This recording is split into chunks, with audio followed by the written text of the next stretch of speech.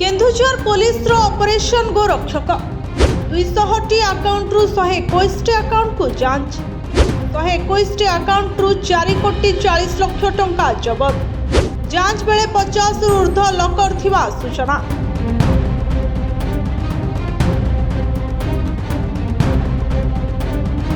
गोमाफिया bank balance देखी police ताजुब। गोमाफिया bank account और लकर खोला जाइछे। केन्दुझर पुलिस पक्षरु जांच करा जाउछे।